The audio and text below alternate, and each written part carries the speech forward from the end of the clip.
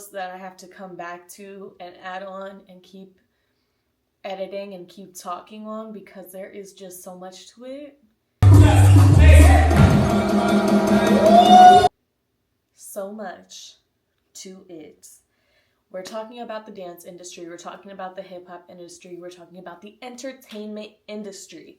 I was in it, locked in from 2018. Wow. It's really not that long, 2020. So during COVID, I kind of just removed myself, and it wasn't necessarily because of COVID. In passing, because there was so much trauma, I will tell people like, oh, COVID fucked up my job. That is not what happened. That is not what happened. I worked through COVID with the artists that I'm going to be talking about now. And after being exploited and mistreated and underpaid for so long, I decided to exit the industry. I just wasn't appreciated. No one is. No one's appreciated in the industry. And I'm just gonna say that very definitively right now. People are objectified by fans, but they are not appreciated for their art within its own industry. Fans, consumers, that's one thing.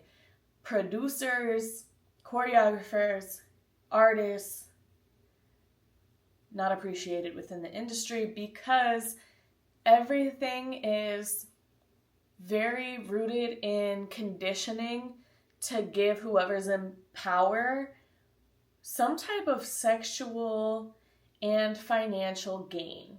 And there always is some sexual gain attached to it for both male and female. I don't know, not just down from the higher up. It doesn't matter the gender. It doesn't matter the sex. The person in power is gonna try and fuck you. Especially if you're really talented. They're gonna dangle a carrot in front of you like, if you do this for me, you'll get this. And it's very easy to become conditioned in this industry. So I'm going to tie this into the Diddy trial because we all kind of know what's going on with that, and we all kind of know like what the public is saying. With the Diddy trial, I'm going to use Jane as an example. Actually, I'm going to go with Mia. Mia is a pseudonym for one of the victims that testified. She was one of Diddy's assistants. And that's really all the information I can remember about her personally, because we're not really supposed to know anything about her personally.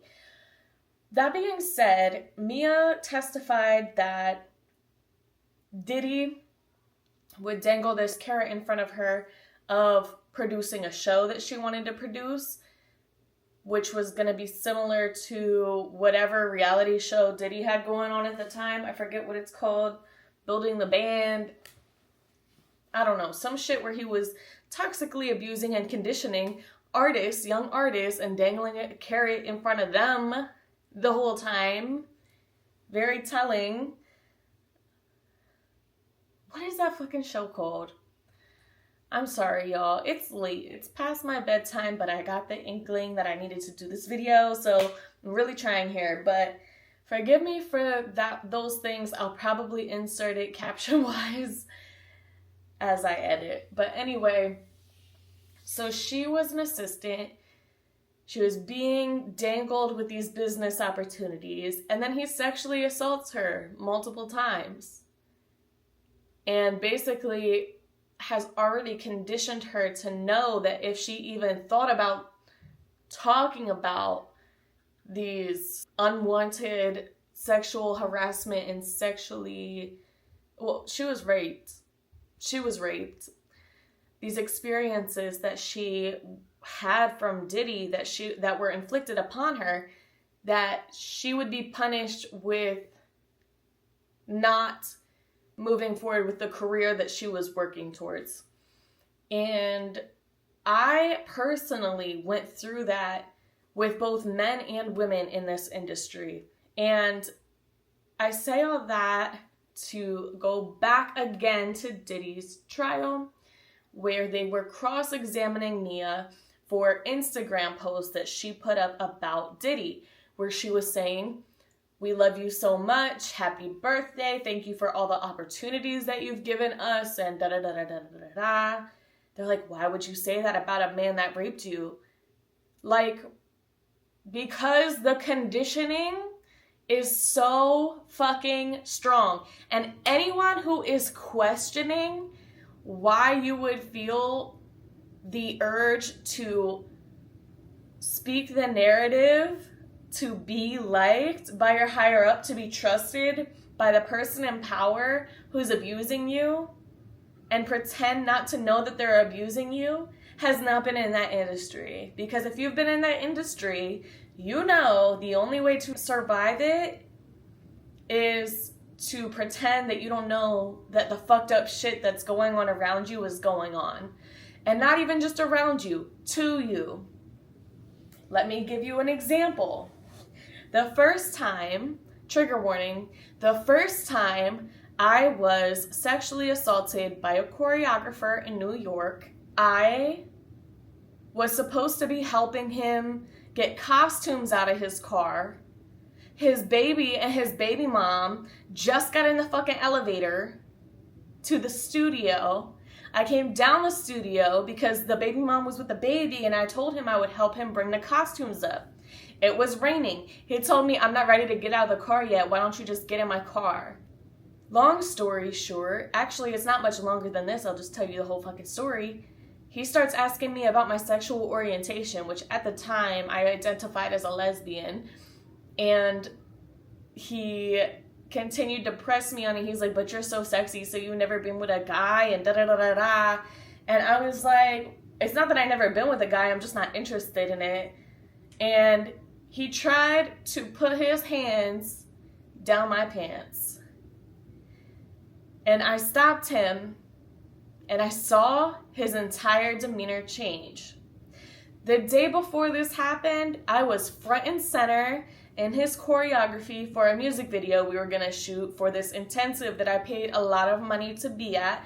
Not only did I pay to be at the intensive, I paid for bus tickets.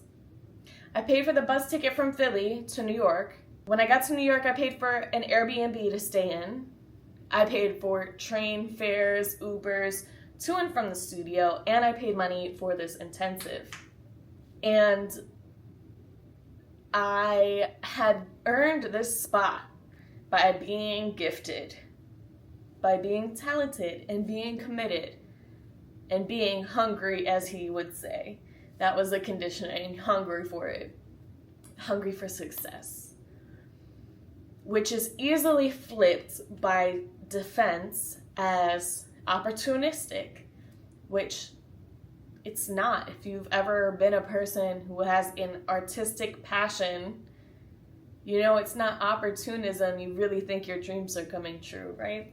It's so sad that you would exploit a person's dreams. It's just disgusting. Anyway, when I didn't let him put his hands down my pants and his demeanor changed, I quickly changed the subject, and I was like, so can I help you with these costumes? And he was like, yeah, just grab them and go up. It took him that long to get up, and I got the stuff. I went up there. I spoke to his baby mother. I didn't tell her what happened. I didn't tell anyone what happened because his demeanor for me already felt so threatening to my career and reputation. Maybe even physically, I felt he was an aggressor, being that he just tried to put his hands down my pants. I didn't think he wanted to kill me or anything like that, but I'm telling y'all that he put his hands down my pants, and I had to stop him, and I did stop him, and his demeanor changed.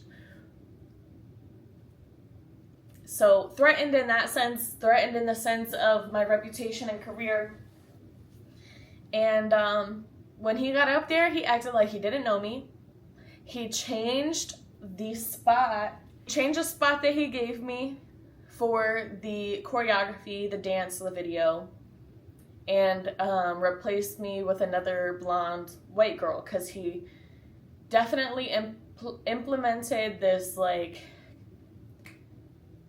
culture of competition between your own type. So if I were a tall Latinx, big curly hair, 5'7" woman, I was going against another woman that looked exactly like that. Because I was 5'1", kind of thick, white, with blonde hair, he put me with another short, thick, white, blonde girl. And she happened to have even less boundaries than I had at the time, and we were the same-ish age. I want to say she might have been a year older than me. And I really didn't fuck with her because I felt like she had never...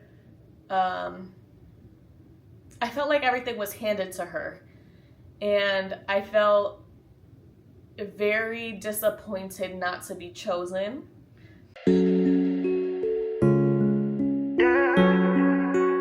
And not to receive the fruits of my own labor, because everything I paid for, that was on me. Everything I did to get from Philly to New York was all me. Everything I did to get into this group was all me. I had no reputation in New York at all before that. I didn't know a fucking single person in New York before that.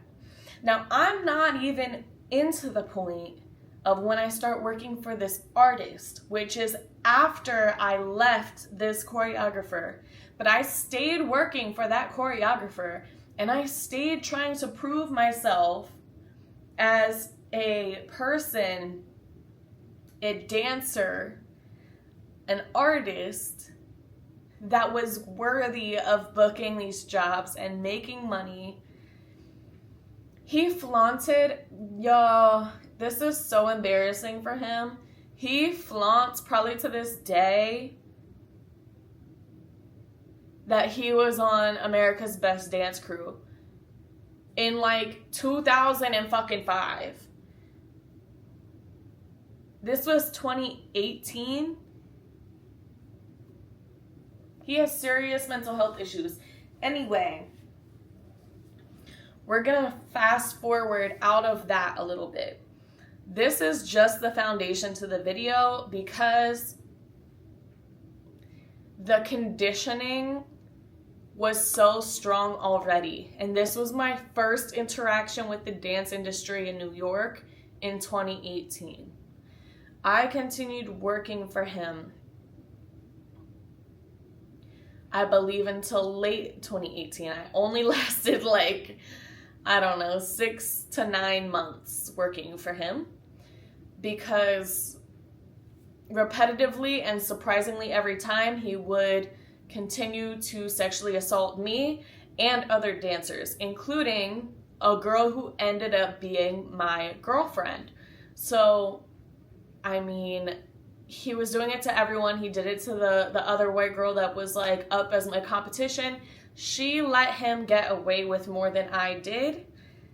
And eventually I started to accept, like, I'm not gonna let him get away with as much, so I'm not gonna reap as many benefits here.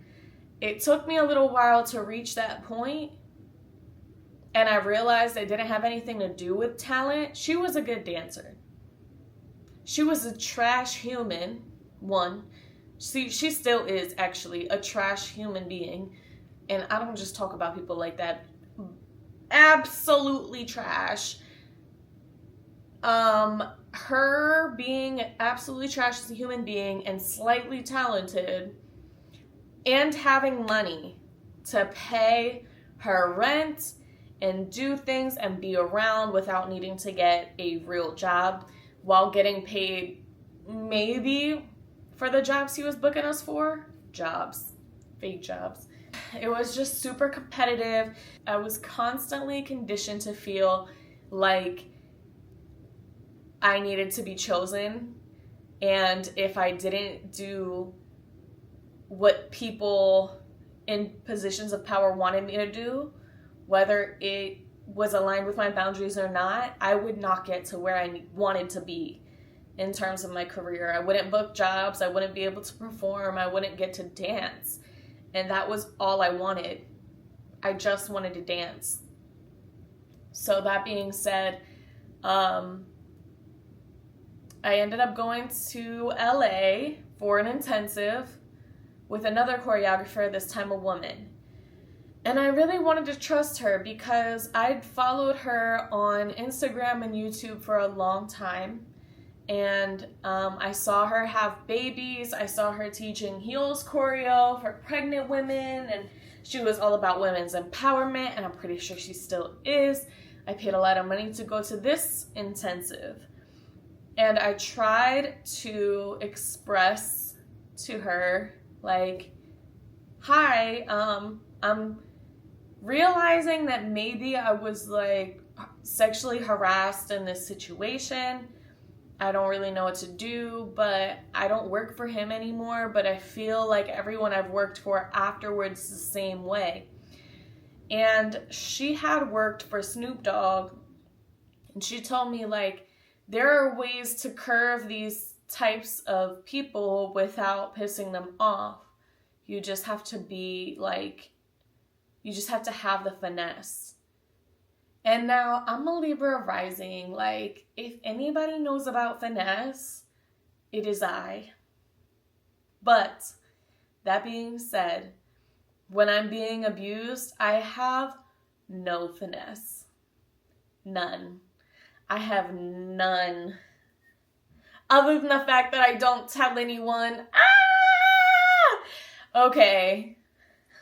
That's enough for tonight. Look at my cat. She's judging me. Oh my God, Rosie. So yeah, I am gonna finish my statement. So by the time I got to LA, I was conditioned to feel a certain way, that I wouldn't be protected by others, and that I was gonna be raped or sexually abused or sexually harassed. And then this kind of like confirmed for me that it was, one, my fault that I, first of all, continued to get sexually abused and harassed in this situation. And secondly, that I didn't get as far as I wanted to get in terms of my career with this choreographer. So I get home,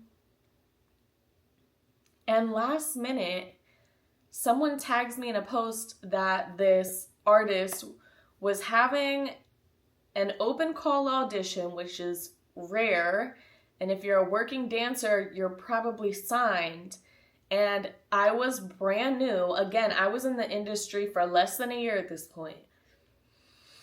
And I saw open call audition. I knew exactly where the audition was. Everything aligned. Everything was mad easy for me that day. I like printed my headshot and resume out. I picked out my little outfit, my dancer name, and I mean like backup dancer name, not spicy gymnast name, was Barbie. And it was very cutesy. And I had my little outfit, and my brand was like well put together at that moment for what it was worth. Don't be shy. I want to see you. I want to see you. And then I felt like I was a good match for this artist because she gives R&B, hip hop, sexy, sad girl. I also give that. And I am very sensual with my dance, and I always was. And another part of the conditioning was that I was asking for it because my natural dancing expression is very feminine and sensual. And first of all, I was conditioned that it was weak. Second of all, it made me an easy target, and it was easy to flip on me that I was asking for this type of attention from my higher ups when it was not that. Head down in your pillow, leg over mine. Let me wake you up in overtime. Overstimulated, touch and release. Burning love, something like ecstasy. Give it to me, give it to me, give it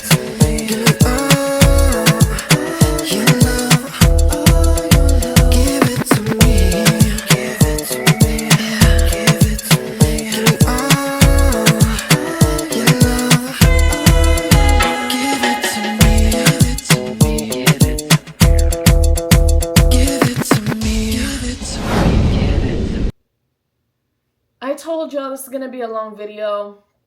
I'm going to be cutting in and out here just for my own sake. I left off at the audition. From what I remember, I left off at the audition. The audition. Like I said, it was an open call audition, and it was in the middle of New York. And the first red flag is that it was an open call audition. Normally, auditions for bigger artists like her are definitely closed. They're only for signed people, and usually signed for a specific company. So for example, I'm gonna use names of artists that this was not. So, sorry, I'm trying to fix my fucking camera. Okay. I'm gonna use names of artists that this was not for.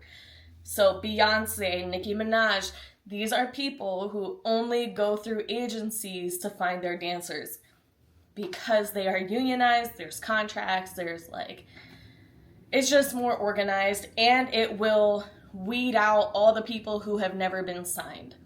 I, at that time, was signed to some bullshit agency that was not one of the two bigger ones, which are Block and MSA, I think. And yeah, I was not signed to them, but I was signed to something else. I was still brand new on the scene. This is right after I dealt with this abusive choreographer. And then I went to LA to try and get some help and get my name out there. You take my cares away. I get so overcomplicate. People tell me to medicate. Feel my blood running, swear the sky's falling. I don't know this shit's fabricated. And learn. And I don't know. I was just trying to get my resume up, get work. I was getting like a lot of music videos at that time. I was backup dancing for like a lot of like reggaeton artists and shit like that, but no one that was like a household type name. Not that even the artist I dance for, I don't really think she's a household name, but she's pretty big. Anywho, I signed NDAs, so I can't really say who the artist was that I worked for. If you were around at the time, then you'll remember this open call audition and how fucking messy it was, because it was fucking word on the street for the dancers on how messy this audition was. So, open call audition, middle of fucking New York. They had to cap it at, I think, 1,000 people. Because the studio that was like 12 stories of studio spaces could not hold the amount of dancers that were present. So they go through, I guess, first round of cuts. They had people teaching the choreography in the fucking hallways because they couldn't fit all the dancers in the studios. So I pick up the choreo. I was super early, so I ended up getting like a decent spot to learn choreo. I think I stood out to them in the beginning. I was, like I said before, the reason I told you always go against your type, I had a stronger chance in this particular situation in a way because I knew that she was only going to book one Caucasian female, one white dancer. That was a girl. And there were probably, out of the 750 people that they kept after closing the doors, there was probably like 50 of us that got through the door. And then after the first cut, I think I was like one of maybe 10 white girls. So I felt that my chances were pretty strong. There was one girl that I was worried about. And Buttons, if you're watching this, you were a fucking dope ass dancer. I don't know where you at now, but if y'all know Buttons and you're watching this, tell her I said that I admire her a lot. At the end of this audition, ended up getting put against Buttons. They probably could not make a decision. And then here's the next big red flag. Giant.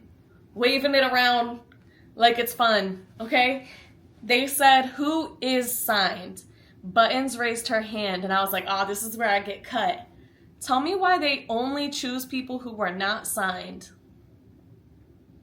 So I got picked. I did get picked.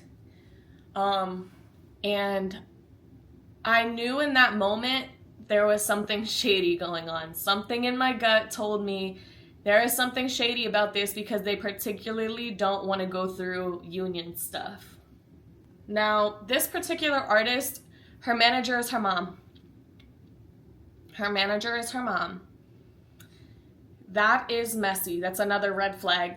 Her judge panel was her choreographer, who originally was her dancer for a very long time, and then her homeboys and home bitches from fucking Harlem that was like sitting there mooching off of her, and probably still are to this day. Like, not good friends, just messy, enabling friends that are messy and enabling. Yes, men. A lot of artists will pay their friends' debts, meaning their friends live with them and mooch off of them and have nice things because of them, and go live on Instagram and get to show off that they're friends with this artist just to have some enablers nearby. She's one of those artists. So, again, lots of red flags from the jump. I will post in this video the emails that I was having going back and forth.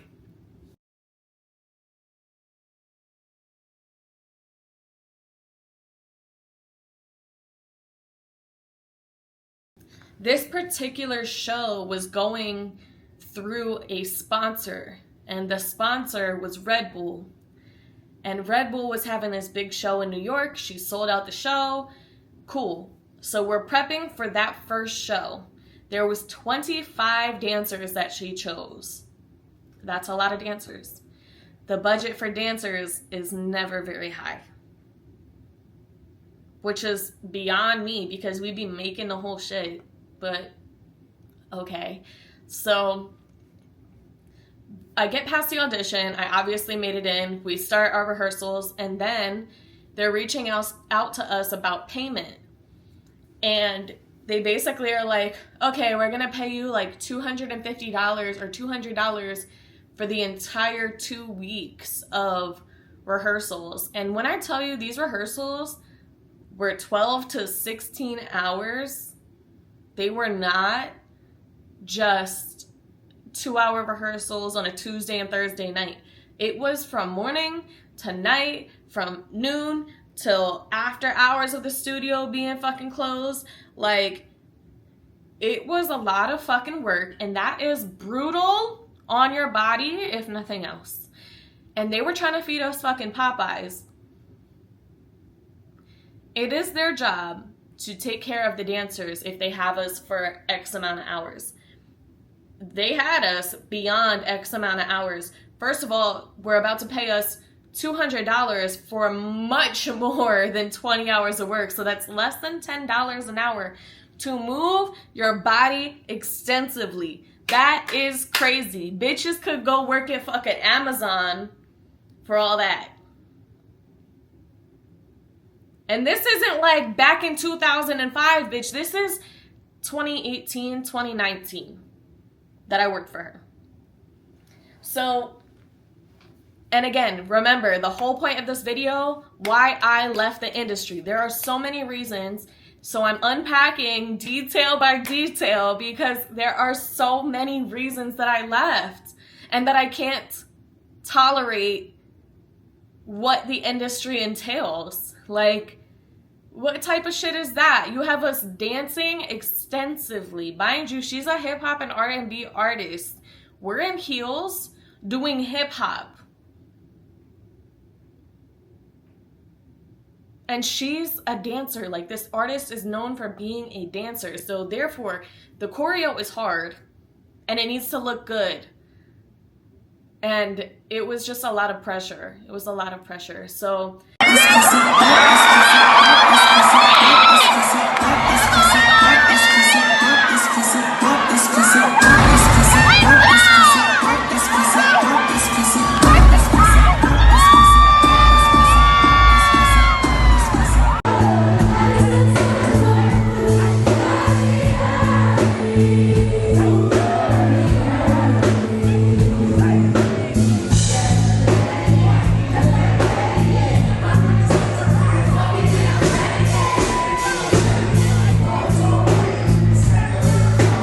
anyways, we do that first show. Oh, no, let me reverse. We have this first show coming up. We had that email that they basically were going to pay us $500 for the show, $200 for 2 weeks, including on Mother's Day, by the way, on a holiday of work, which would never happen if we were unionized. There's like a set rate per rehearsal, per hour, per day, certain types of foods that they have to accommodate us with. Like, if they booked dancers that were in a union of any kind, they would have been so sued. Lawyers out there, if you want to help me catch a case. Ended up emailing the sponsor and being like, hey, and this is when I was 19 or 20 years old. I had no boundary setting skills, didn't have a day of therapy in me yet. Like, I was unhinged, and I still knew that that was wrong. So I texted, or I emailed the people, I'm going to post it in here, and was like, listen, I don't know if that's going to work for us. And I'm not just talking for me. I'm talking for us, like all the dancers. And no one else was going to speak up because they were scared to lose the job. And that's the culture that is the industry. And it's like, me, I knew that if I spoke up, I kind of had a privilege because they weren't going to replace me. Like, they needed one white dancer. So I felt like I had this, like,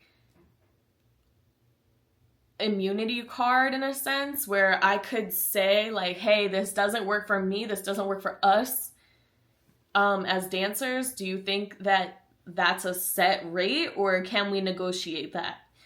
And they were like, nope, that's our rate. And then all of the dancers collectively said something to the choreographer for that artist.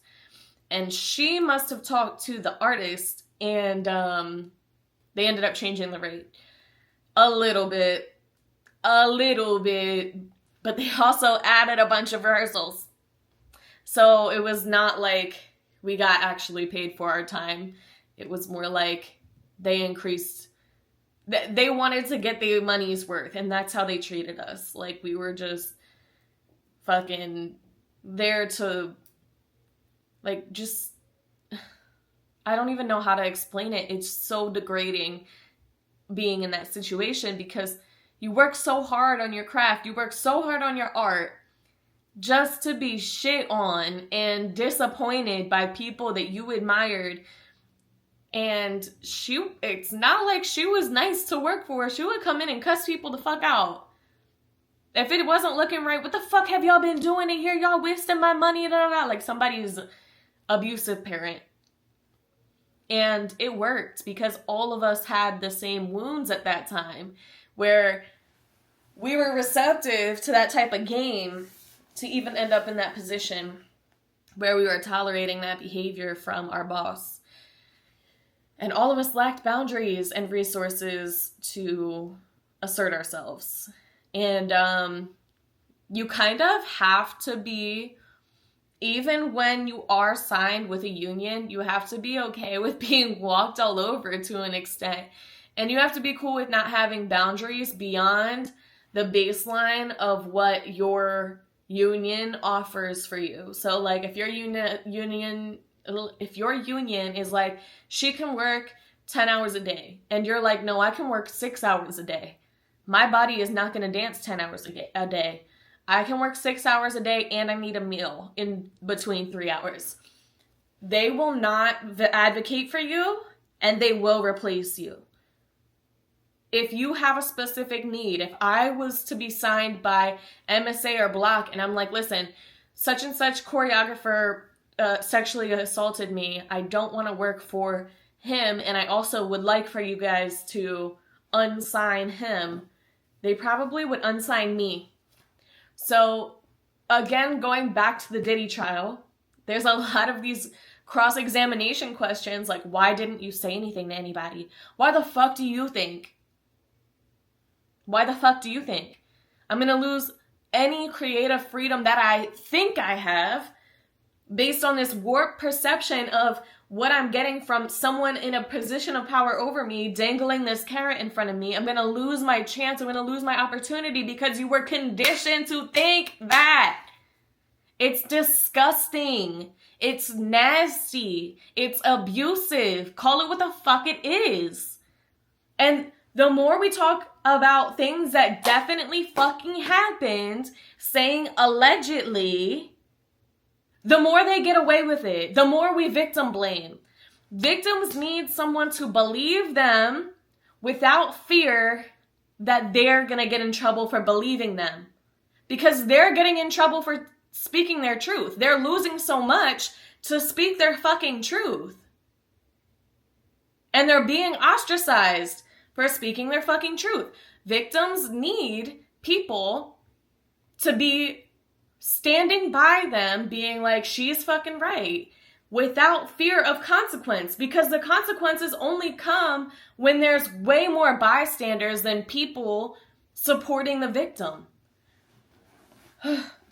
I am so passionate about this, and I don't need to explain why.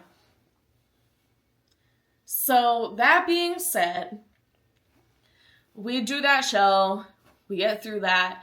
I was injured a couple days before the show, still danced on injury.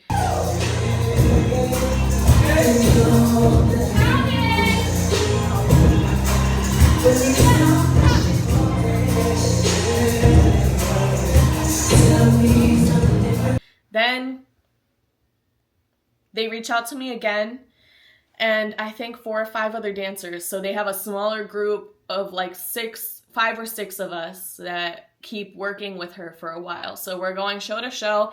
It was basically a tour, but she didn't have a new album out, so it wasn't technically a tour. It was just like a tour of shows. I don't know what it would be called, but it was like shows everywhere all the time. Not technically a tour because her set wasn't new. And that tour had completed from the past album, I believe.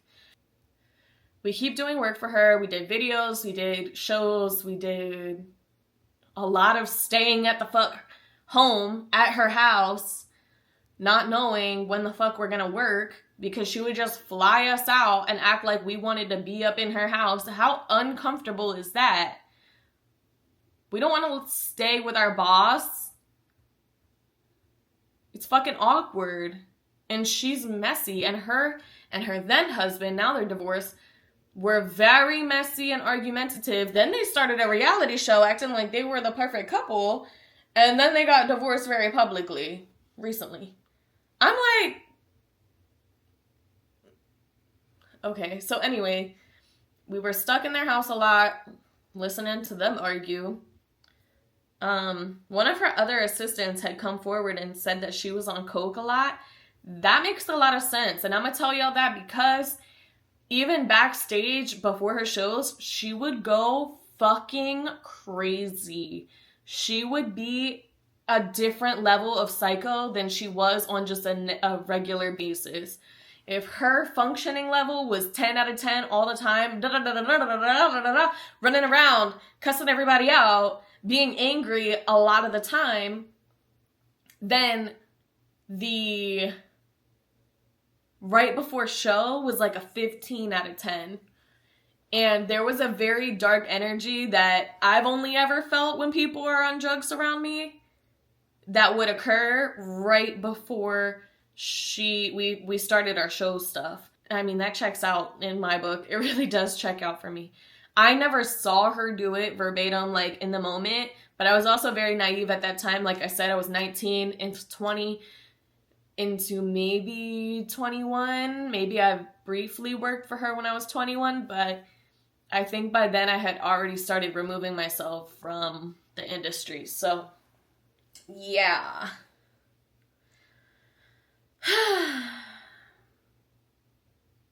I'm gonna leave off on COVID because we're gonna talk about things that happened during COVID and then why I left right after, because a lot occurred right before and then I immediately pretty much stopped working after COVID happened.